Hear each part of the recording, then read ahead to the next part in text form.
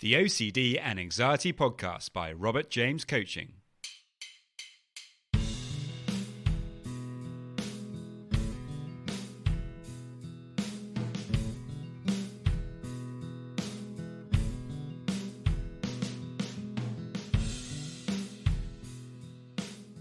Hello and welcome to the Anxiety and OCD Podcast, where we explore how to have a more positive relationship with anxiety disorders, taking back control so that you can start living the life you choose and not the one chosen by your fears.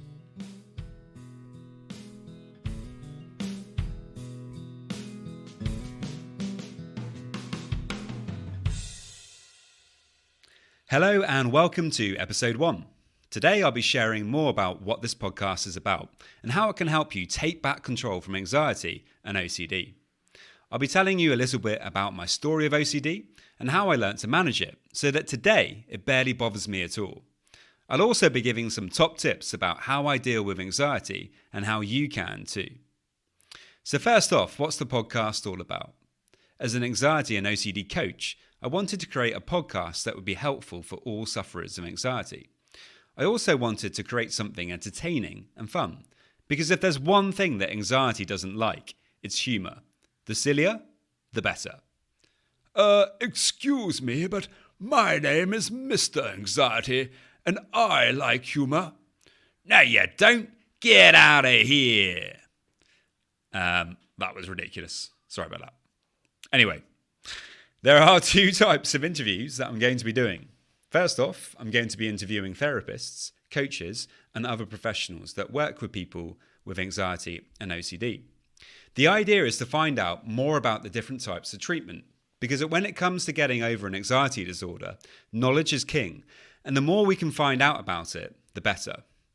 I'll be going into detail with the therapists and coaches to really unpack their different approaches and to get their top tips for managing anxiety.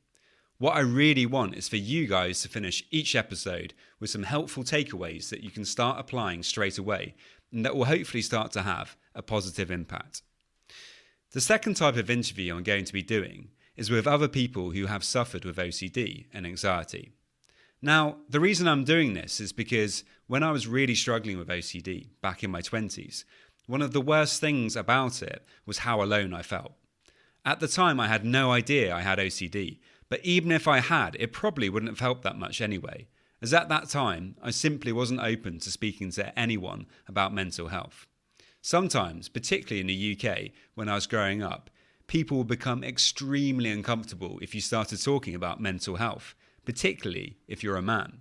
There's something both ridiculous and commendable about the English character, that we'd rather cut off our own leg than to complain about something and cause a scene. As my grandmother would say, "Don't cause a scene, Robert." Sorry, Gran. She was actually lovely. One of the things that helped me the most when I did finally find out I had OCD was reading other people's stories online and in books. Realising that you're not alone and that literally millions of people around the world suffer with OCD and anxiety is incredibly powerful and uplifting. In particular, though, if you are suffering from a specific OCD theme, it can be a game changer to hear other people talking about it. Suddenly, what may have felt like an obscure and bizarre problem that only you must suffer from becomes something completely different. And this can ease the suffering and lead to breakthroughs. Finally, the podcast is also going to be about the outdoors. For me, the outdoors has always been incredibly important. I absolutely love it. And there's so much research that is done into the outdoors and how it can help people who struggle with anxiety.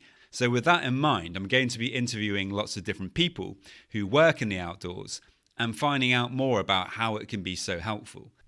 For example, Wim Hof, the Dutch Iceman, is somebody I'm particularly interested in right now. And he has some really interesting methods for dealing with anxiety. So that's something I'll be really looking into in the near future. Obviously, the outdoors isn't a cure for anxiety and OCD, but it's definitely something that I think is really beneficial. So next up, I wanted to tell you a little bit more about me. So, my name's Rob, and as you can probably tell from my British accent, I'm from the UK. I have a background of working in education as an outdoor activity instructor and primary school teacher. Last year, I moved into the coaching sphere and set up Robert James Coaching with a focus of helping people with anxiety and OCD. My coaching is based on the principles of acceptance commitment therapy, or ACT for short, which has been and continues to be a huge part of my recovery. If you want to know more about ACT, you can check out my blog, or you can get the amazing book, The Happiness Trap by Russ Harris. So, intense anxiety and OCD all started for me at the age of 16 when I was at college. I had pure O, which is actually quite a misleading term because with OCD, there's always going to be compulsions involved. And actually, if we want to get better, we need to start getting a bit better at spotting the compulsions that we're performing. The themes that I really struggled with to start off with, because they mutated and changed over time, were harm and sensory motor. Harm is quite self-explanatory, but sensory motor, not everyone knows about. This is when you get completely focused and locked in on previously unconscious bodily processes, like breathing, blinking, or even swallowing. Like all themes of OCD, this can be extremely excruciating because you take these things with you no matter where you go. And when a thought pops up, when you're somewhere, maybe you're with your friends, or maybe you're in a university lecture or something, and when these thoughts pop up, they can really take all of your attention and can leave you feeling with such intense anxiety that you just don't know what to do about it. So yeah, that was my experience from the age of 16, and I dealt with that for many years until my early 30s, when I finally began to turn the corner with OCD and anxiety. I'm going to read you an extract from my blog about OCD to give you a flavour of what it was like for me. My mental health was in serious decline, and my thoughts became increasingly negative and obsessive. I didn't know it at the time, but this was the start of a much more persistent anxiety problem, obsessive-compulsive disorder. It became almost impossible to think clearly at all. I treated any self-doubts as if they were true and fused with them immediately. It was a really difficult time. I wasn't even 18 and I felt like I was losing my grip. In my mind, I had to escape, so I applied for a place at the University of Cardiff in Wales and was accepted. Off I went, but not surprisingly, I wasn't ready for it and almost immediately dropped out, unable to focus on anything than the anxiety and the accompanying obsessive thoughts. I arrived back home to disappointed looks from the parents and a sense of hitting a whole new low. Once anxiety has been bothering you for long enough, depression can become a serious side effect, particularly when you don't understand what's going on or have any tools to manage it. I remember losing interest in just about everything. Whereas before, I'd loved adventure sports and spending time with family and friends. Now, the only interests I had were drink and drugs. Perhaps worst of all was the fact that socializing with anyone other than my closest friends had become terrifying, and I avoided it as much as I could. So as you can see, and as I'm sure many of you can relate to, for me, when I was younger, the best way for dealing with OCD and anxiety was alcohol and drugs. But of course, over time, this just compounded the problem and made things worse. Fortunately for me, though, I came to the conclusion that drugs and alcohol were clearly not helping me and were only making matters worse. So I completely stopped with the drugs and cut right back with the alcohol. And that certainly made a big difference. However, as we know, OCD is a sneaky little beast and always seems to find a way to get back in. You may feel like the OCD's gone and that you're better and you can finally get on and start living your life again. However, OCD will be there in the background, waiting.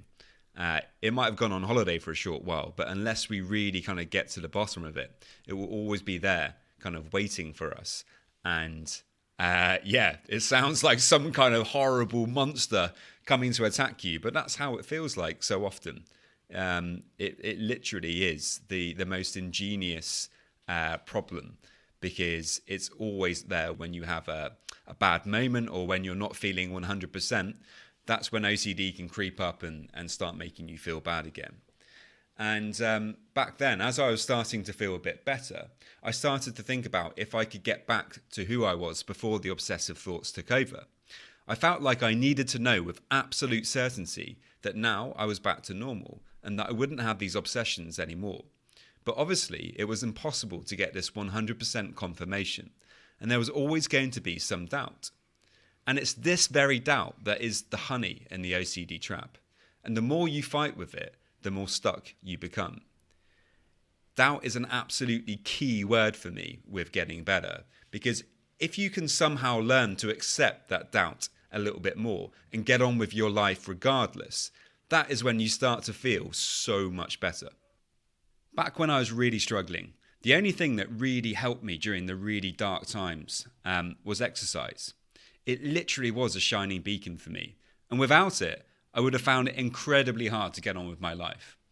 Exercise gave me just enough anxiety relief to still more or less get on with my life. I managed to hold down a job for a year, save some money, and head off to Australia travelling. This was a really important transformative period for me. But unfortunately, OCD doesn't respect the boundaries of countries, and it came along for the ride. The travelling experience was good, but it was punctuated by intense episodes of OCD. I came back, though, determined to get on with life despite it, and applied for university again. It was a battle, but in the end I came through and overcame the anxiety. But how did I do it? Well, here's another excerpt from my blog, and there's quite a few tips included for how to manage anxiety. And please refer to the blog for a full list of sources. As you probably already know, anxiety comes down to one word: fear. The big question is, are we willing to experience fear or not? Although we must show compassion to ourselves, whether we like it or not, fear plays a major role in our lives, and to overcome it, we must learn to accept it. Despite this being incredibly hard at times, I have found that acceptance is the number one tool in learning to overcome anxiety. However, I would like to note here that acceptance is an extremely confusing word in regards to OCD, so much so that I wrote a whole blog about it. By acceptance, we do not mean that you agree with your thoughts, or that you think that they are true. No. By acceptance, we mean making room for your thoughts, even the difficult ones. When we make room for all of our experiences, and not just the good ones, then in my experience, they tend to not bother us so much. We have evolved to feel fear when our safety and well-being are at risk. And without it, we wouldn't even be able to cross a road without coming to a sticky end. But for me, and I'm sure for many of you, fear can have a habit of getting out of hand and taking over. In fact, many of us seem to be predisposed towards these feelings. It's simply how our brain works.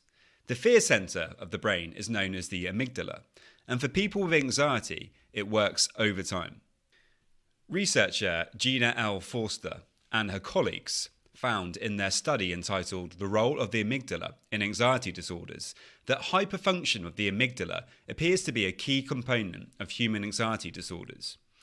Any small threat is often overestimated, and the amygdala starts sending out messages of imminent doom, which our bodies then respond to, leading to a heightened sense of alertness, faster heart rate, and that uncomfortable feeling in the pit of your stomach. This is often referred to as the fight or flight effect. So, what can we do about this overactive amygdala? Can we break the chain of events that leads us to feel like this? Hell yeah, we can. You can do it. I've done it myself, and you guys can do it too. Part of what it takes is finding out more about anxiety and OCD, because when you really find out exactly how it works and what's keeping it going, that really helps you then to work out ways that you can really effectively deal with it. For this reason, I spent years reading about anxiety and finding out everything I could online, because obviously I was struggling so much. I needed to find a good solution for dealing with it.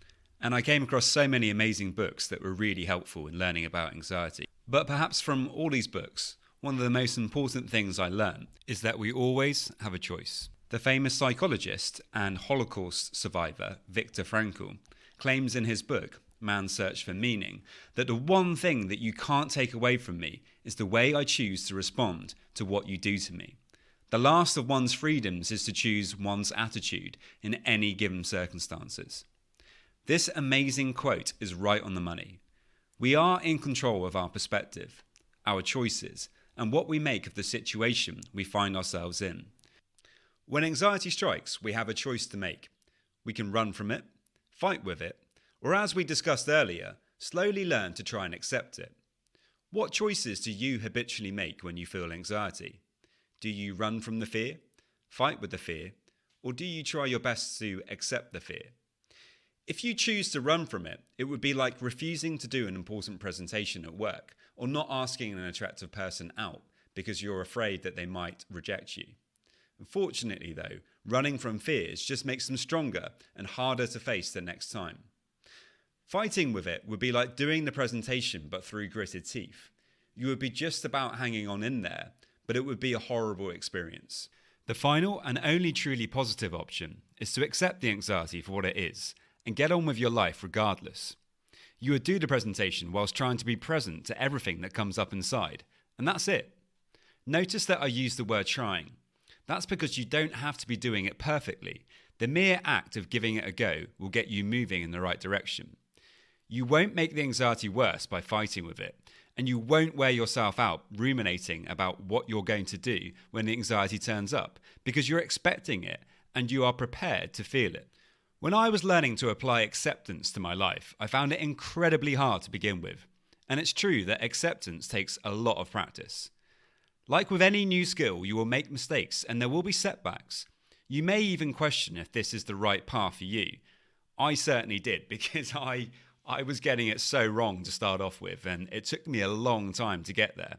But through perseverance and the right support, anyone can learn to bring more acceptance into their lives. And fortunately, there are tools that can help you. One of the best techniques we have is our breath. Whilst meditation is obviously talked about a lot, and rightly so, there are other powerful breathing techniques that can help. But let's start by discussing meditation. A 2011 study research paper from Harvard University entitled "Mindfulness Practice Leads to Increases in Regional Brain Grey Matter Density." Whoa, that's a mouthful. Demonstrated that there were, as the title suggests, longitudinal changes in brain grey matter concentration following an 8-week mindfulness-based stress reduction course compared to a control group. Hypothesized increases in grey matter concentration within the left hippocampus were confirmed. When I found out about this research, I was amazed. It gave me such hope. As it seems, we're able to change our brains, and as a consequence, how we feel. You see, I'd always thought that we were stuck with what we had. And if what we had was an anxious brain, then that was it, and there was nothing we could do about it. We were cursed to spend our days dealing with anxiety and OCD forever. However, as the research shows, Sarah Lazar and her Harvard research team found that the mindfulness-based stress reduction, MBSR, increased cortical thickness in the hippocampus, which governs learning and memory, and in certain areas of the brain that help with emotion regulation and self-referential processing. There were also decreases in brain cell volume in the amygdala, which is responsible for anxiety, stress, and the fear response. This is incredible. Meditation, then, it seems, changes the part of the brain responsible for our control of emotion, and perhaps even more amazingly, can decrease the size of the amygdala. With each passing month, there are more rigorous research papers touting the benefits of meditation. Another amazing fact about meditation is that it teaches you to be more aware of your thoughts. I used to ruminate a lot because of my anxiety. In fact, I remember a time when I had to give a presentation at university, and from literally about a week before, I couldn't think about anything else. I was completely fixated and obsessed upon it. And it was ridiculous. I was going to bed and I was just focused on that, worried about everything that was going to go wrong, feeling anxious and anxiety all day about it, waking up in the morning feeling it. And this negative anticipation, it ends up kind of draining you and making you feel so sick and tired. And obviously, when the presentation actually came, I didn't do very well with it at all. And meditation taught me to identify these kinds of unhelpful behavior patterns and to let them go. And because it also helps you to become more present and to be aware of what's happening in the present moment, it makes you much better at dealing with stressful, high-pressured situations, because when you're actually doing the presentation, or if you're in an interview for a job, if you can just be in the moment and really focus in on exactly what you're doing at that moment in time, that really helps you to perform at a much better level. In an article for Harvard Health Publishing, Dr. Elizabeth Hogue, a psychiatrist at the Center for Anxiety and Traumatic Stress Disorders at Massachusetts General Hospital and an assistant professor of psychiatry at Harvard Medical School, claims that mindfulness meditation is very helpful for anxiety. People with anxiety have a problem dealing with distracting thoughts that have too much power, she explains.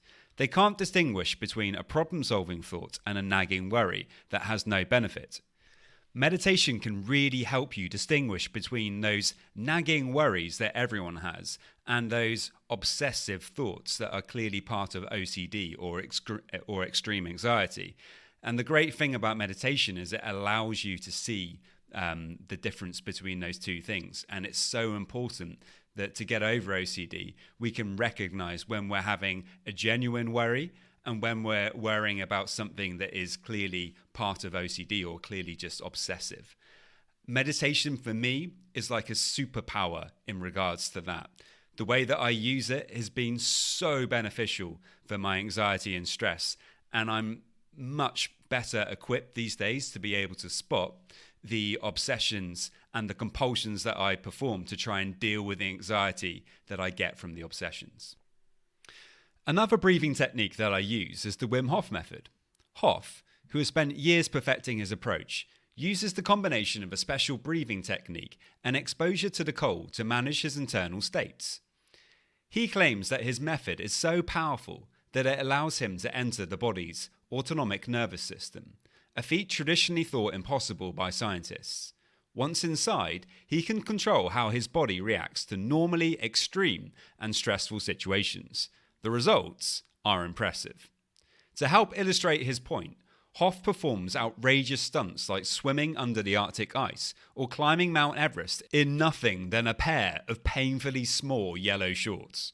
He holds many records for these stunts, including the longest ice immersion world record, which he completed by standing for 72 minutes in ice-cold water. In his opinion, because we all have the same basic physiology as him, with practice, anyone is able to do what he does. Hof is now committed to demonstrating the effectiveness of his method through science, and there have been numerous studies that do actually support his claim. In a research paper entitled Brain over Body, a study on the willful regulation of autonomic function during cold exposure, researchers at Wayne State University School of Medicine, Professors Otto Music, PhD, and Bayahab Diwadaka, I'm saying that completely wrong, immersed Hof in an ice-cold water and used functional magnetic resonance imaging, fMRI, to study his brain and positron emission tomography, PET, to study his body. The results, when compared to a group of healthy comparisons, were incredible. The practice of his special breathing technique appeared to allow him to generate his own heat and control his core body temperature. The FRIM scan suggested that to do this, Hof was somehow tapping into a part of the brain that is known to control sensory pain. The researchers comment in Science Daily that we observed more substantial differences in an area called peridactyl grey matter, located in the upper brainstem. This area is associated with brain mechanisms for the control of sensory pain, and is thought to implement this control through the release of opioids and cannabinoids. If this is in fact true, it could have profound effects on how we go about treating persistent illness and anxiety problems.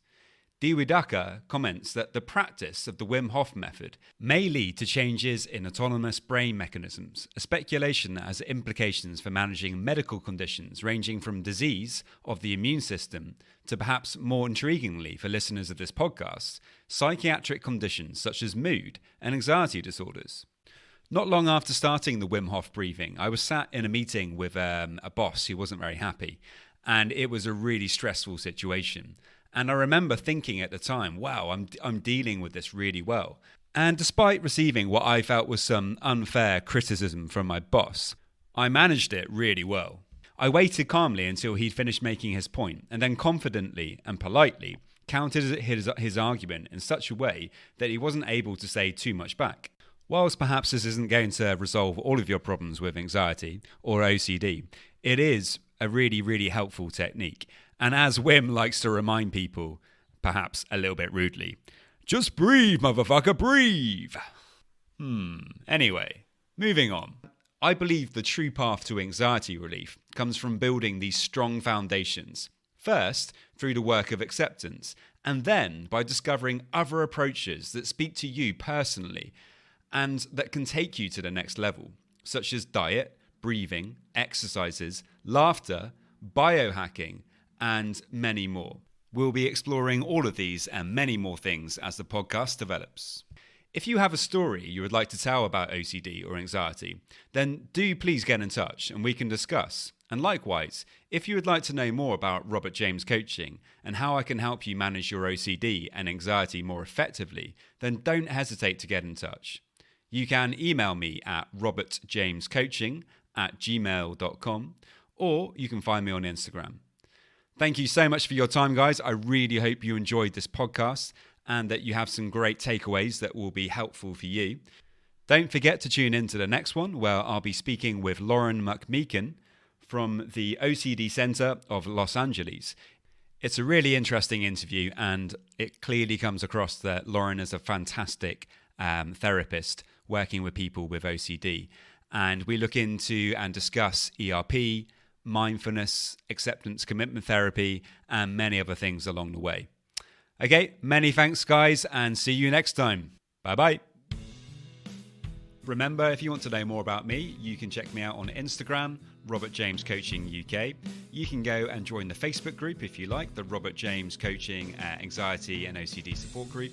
And also you can check out my website, www.robertjamescoaching.com. Many thanks. And now just a quick reminder of my disclaimer. Any information that you view on my website, Instagram page, Facebook group, or anywhere else online, or any information that you listen to on the podcast is for informational purposes only and is not intended to be a substitute for actual medical or mental health advice from a doctor, psychologist, or any other medical or mental health professional.